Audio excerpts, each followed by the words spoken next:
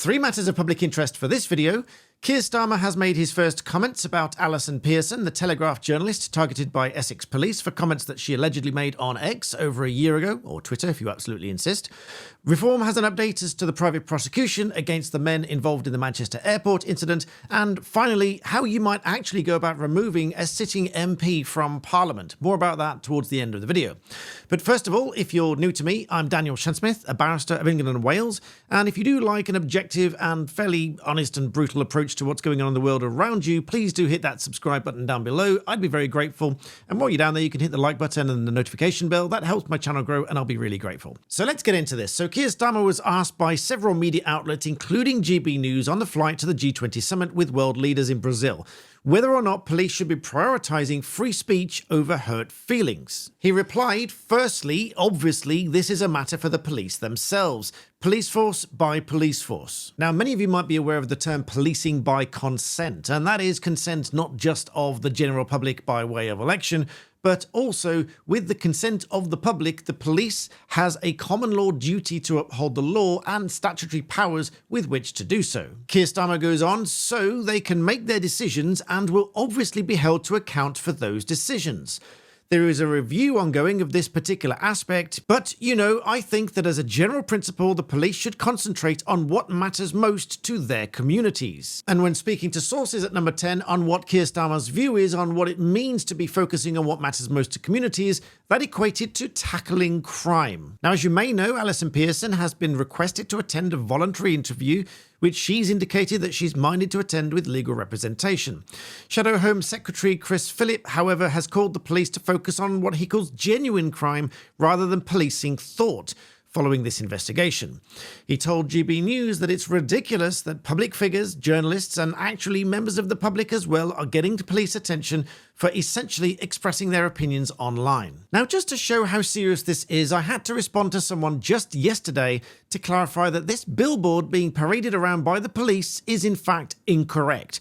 This billboard reads, "Being offensive is an offence," which of course it's not. Being offensive is not, in and of itself, an offence. You might remember that I've talked about a case previously, Scotto and the CPS, in which the court emphasised that it is a well-established proposition that free speech encompasses the right to offend and indeed to abuse another. And in this particular case, the Merseyside superintendent had to step in to clarify the error and apologised after police used this advertising van telling residents that being offensive is an offence, which of course it is not. Now, if, like many people around the UK right now, you are worried about what you do and what you say online, you might want to look at protecting your personal identity and, quite frankly, your anonymity whilst you browse the internet. But what you might not realise is that through the IP address that's given to you by your internet service provider, every website you visit, every file you download, every piece of software that you log into, all tracks what you do, when, and what you're accessing. But you might be able to minimize that by using a partner to my channel, which is NordVPN, which is a virtual private network. NordVPN assigns you an anonymous IP address so that your service provider cannot track what you are doing online, and they don't keep any logs or records of what you do. This has been independently audited a number of times to prove that. But not only that, NordVPN also offers a threat protection to flag up malicious websites, malicious downloads, all of which could compromise your system, steal your data, and ultimately steal your identity. But also, if that does fail, they also provide a dark web monitor, which is where it will flag up if your information surfaces on the black market somewhere where people are trying to buy and sell your data to try and scam your identity. If you act fast, you can still take advantage of the Black Friday deal, and with my code in the description below, get an extra 4 months extra free, and of course you get a 30-day money-back guarantee. This level of protection for your personal identity is an absolute must in the modern world, and for less than the price of a cup of coffee, it is an absolute no-brainer and peace of mind, and you get that 30-day money-back guarantee. So check out nordvpn.com/BBB with my code BBB, linked in the description below, and take advantage of this fantastic deal, and the peace of mind is absolutely worth it. So now on to the update from Reform, so I'll play a very short snippet of this video, and I'll link the full video in the description below. This assault took place on the 23rd of July. Here we are in the second half of November, no news whatsoever. And when we announced that we were going to do this private criminal prosecution, we thought we might hear from somebody. Absolute silence, zip, nothing at all. So the firm that we have instructed is TMI Limited. They are the largest private prosecutor in the country.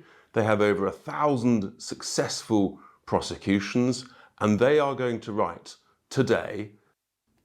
And it's that letter that I'm going to go through in this video. So what I do like is the openness and transparency in what they're doing here, because they did provide a copy of this letter. There's two parallel letters, one going to Greater Manchester Police, the other one going to the CPS, broadly stating and asking for the same thing. TMI said that they've been instructed by the Reform Party independently to investigate the Manchester Airport incident, to consider bringing a private criminal prosecution. They say, and both letters say broadly the same thing, as you're aware from the very successful extensive partnership work between TMI and Greater Manchester Police, carried out over many years in the Strangeways area of Manchester, known as the Counterfeit Street, we are committed to bringing justice wherever evidence exists. And we understand that a detailed investigation has been carried out by detectives from Greater Manchester Police and that a full evidential file has been presented to the CPS.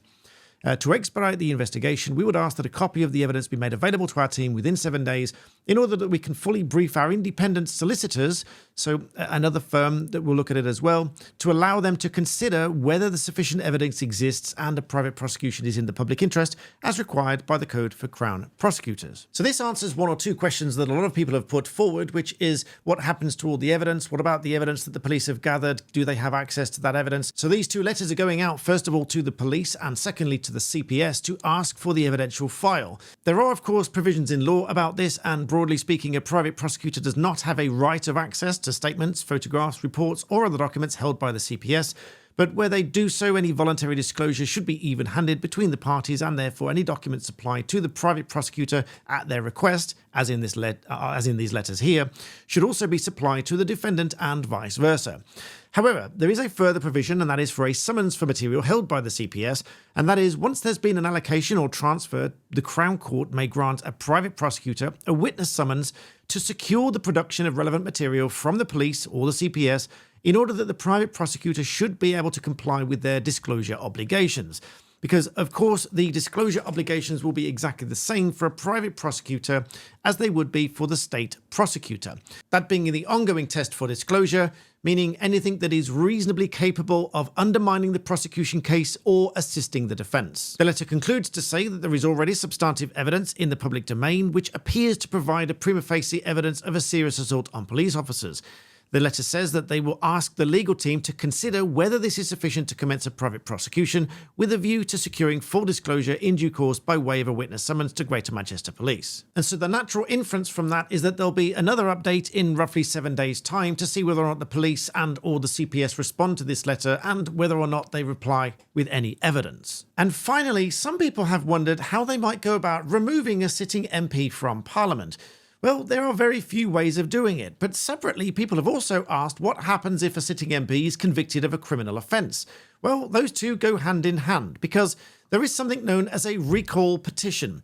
That is triggered where either an MP is convicted of an offence in the UK and receives a custodial sentence, including a suspended sentence, or is ordered to be detained other than solely for mental health legislation, or they are suspended from the House of Commons for 10 sitting days or 14 calendar days, or they've been convicted of providing false or misleading information for allowance claims under the Parliamentary Standards Act 2009. That being the case, a recall petition may be triggered, and if at least 10% of voters in that constituency sign the petition, the MP will lose their seat and it will trigger a by-election.